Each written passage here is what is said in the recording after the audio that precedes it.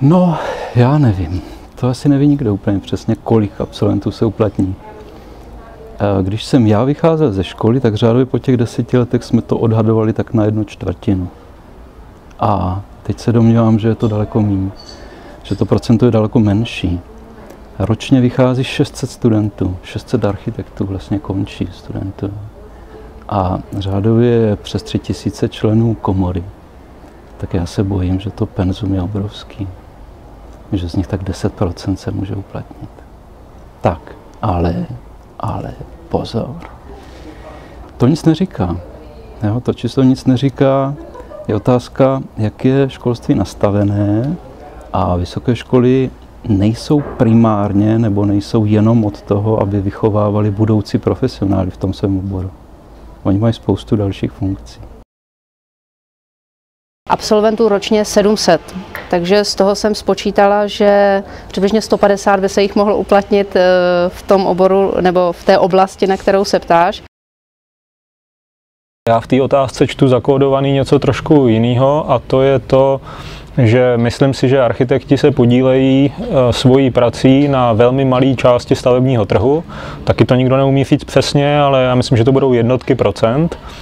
A tam je možná ten problém. Jo? To znamená, jako kdyby architekt byl ten, kdo navrhuje domy, a to by byla doména této profese a žádné jiné profese, tak si myslím, že to množství architektů, který opouští školy, by moc vysoký nebylo, bylo by to docela v pořádku a té práce by byla docela dost.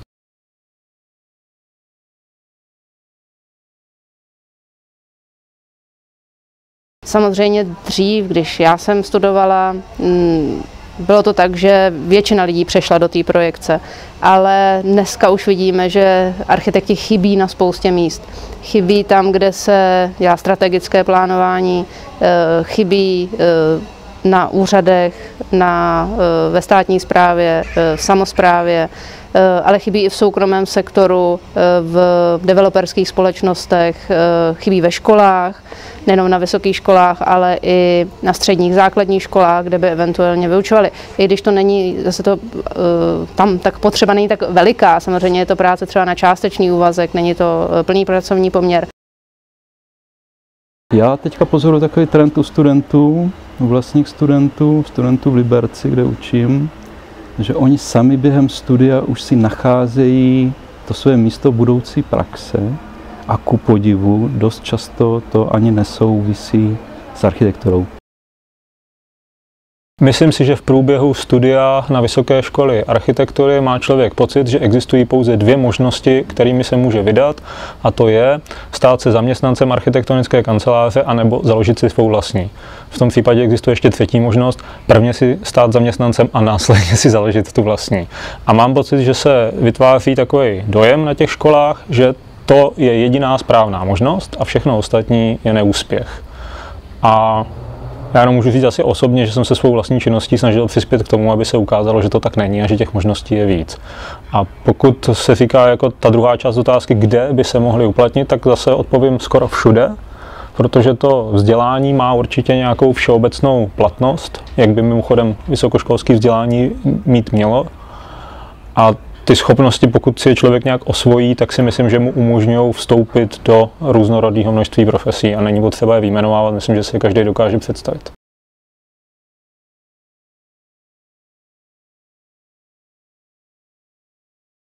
České architektonické školství je stejné jako naše školství a to je stejné jako i naše společnost. To je odvislé úplně přesně. To je propojeno pupeční šňůrou. Je zcela průměrné, je zcela ještě pořád ve vleku takového toho socialistického školství a není úplně přesně diferencované. Domnívám se, že velká část vysokých škol je velmi stejná. Já si myslím, že český vysoký školství, a teda nejenom český, spousta i zahraničního, se soustředuje na jednu jedinou doménu a ta zní, jak navrhovat. To je všechno. A já myslím, že to je málo a že vlastně v průběhu toho vzdělávání by měl mít člověk možnost právě poznat to, že se může uplatnit i v těch jiných oborech, který s architekturou nějakým způsobem souvisí, protože jinak se to nestane. Já když jsem o té otázce přemýšlela, tak mě napadlo, že to asi bude trošku odtržení od praxe a od praxe ve smyslu současné praxe. Ale architekti musí být právě vybaveni na to, že přijdou do takovéhle situace, kdy je málo práce, musí si sami hledat uplatnění, nikdo to za ně nezařídí, takže ta situace není jednoduchá, ale já myslím, že ty studijní programy by měly být do té míry flexibilní, aby i tohle v nich bylo zahrnuto.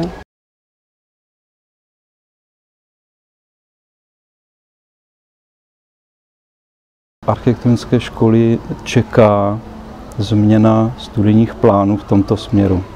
Určitě do budoucna bude potřeba posílit výuku rekonstrukcí, neboť to bude převládající úloha vlastně pro architekty. A stejně tak pozice na jaksi ve státní správě a třeba památkové péči.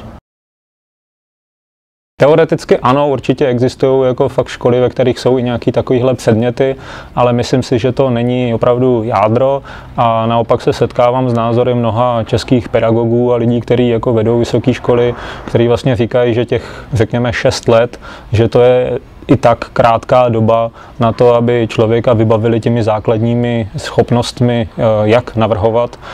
To znamená, jako, že není možný to narušovat ještě nějakýma dalšíma jako přidanýma znalostma.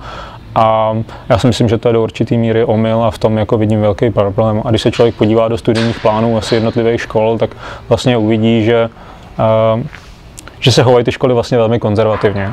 Já myslím, že takový jako největší šok pro čerstvého absolventa byl ten, že na té škole má pocit, že vlastně všichni na něho čekají, jo? Že vlastně, že on teda vystuduje tu architekturu a následně všichni budou vědět, že to ten architekt dělá a budou to po něm jako chtít a on to bude dělat. Jo? Ale myslím si, že se moc na té škole nemluví o tom, že kromě toho je potřeba udělat spoustu jako jiných věcí. Když to řeknu úplně natvrdo, tak mám pocit, že dojmově ty školy ve svých absolventech vytvářejí pocit, že budou vedoucí architektonických ateliérů a dovednostně je vybavují na to, že budou zaměstnanci. Což je strašně zajímavý paradox. To znamená, jako neříkají jim, že součástí jejich profese bude zhánět zakázky, komunikovat s klientem, komunikovat s úřadem a komunikovat s jinýma profesema, a dělat spoustu administrativních činností a vlastně i jako veřejně prezentovat své názory. Naopak jako vlastně to vypadá, že ten člověk jenom opravdu navrhuje, ale zjistí potom v té praxi, že pokud by tohle to chtěl dělat, tak musí být jako ten řadový zaměstnanec a za něho to musí dělat někdo jiný.